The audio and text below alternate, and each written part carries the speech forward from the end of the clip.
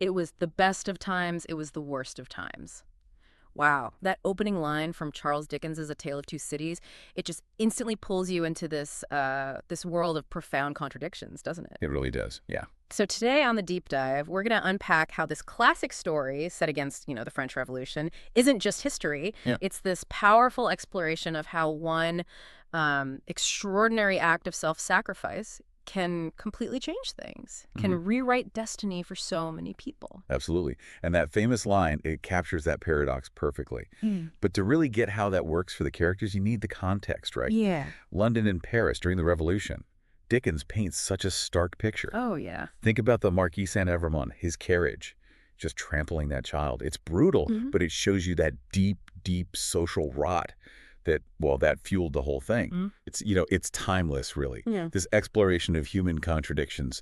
You've got societal order versus revolutionary chaos, the sort of personal light of love fighting against the shadows of vengeance. And Dickens shows how these forces, these dueling forces, shape people's lives.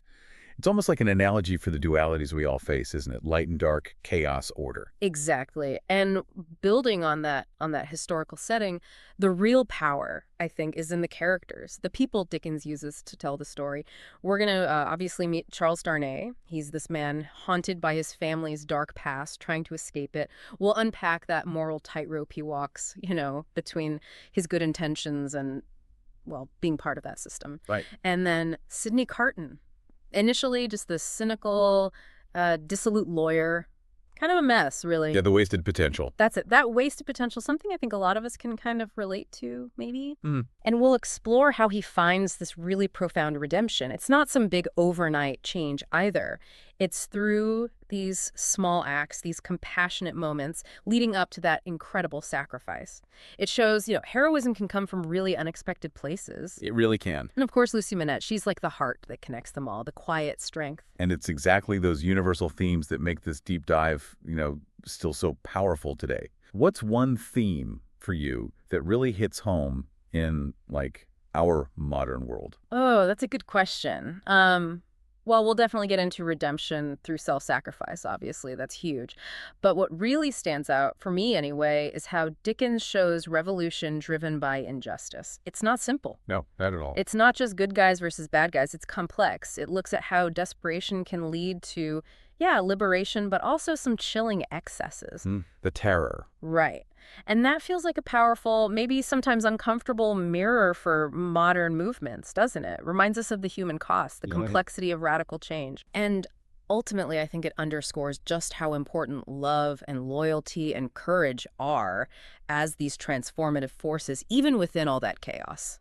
You've absolutely hit on why this story lasts. It just endures. And we're going to follow that thread right through to the end. The iconic ending, Sidney Carton's final pivotal act. Yes. It's a moment so powerful it really forces you to stop and think about how one single decision, often unexpected, can define a legacy, not just a personal legacy, but something that echoes, through generations. So as we start to wrap up our deep dive into A Tale of Two Cities, you've really journeyed with us through this incredible narrative of chaos, revolution, and ultimately hope.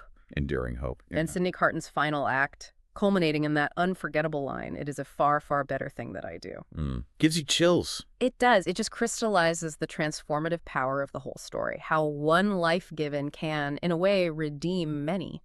What's really remarkable, I think, is how much this book still speaks to us. It's not just some dusty historical record. Right. It's more than just history. It's about the human spirit, isn't it? Yeah. About resilience. It reminds us that even in the absolute worst of times, individual acts, courage, loyalty, sacrifice, they can actually shift the tide. Yeah. They can transform personal fates, but also maybe broader societal narratives. It's a powerful lesson that personal agency, even seemingly small acts, can have these monumental consequences. So as you think about this deep dive, maybe consider this final thought. If Sidney Carton, a man carrying so much baggage, so much wasted potential, if he could forge this eternal legacy through one selfless act, what unseen opportunities for impact might lie within your own best of times and worst of times? How do those choices you make, the big ones, the small ones, how do they actually define the story you are writing right now?